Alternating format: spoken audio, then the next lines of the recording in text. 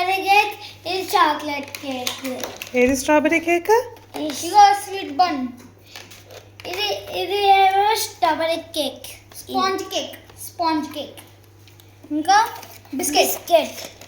ఇంకా strawberry cake, chocolate muffin. ఇదేంటి?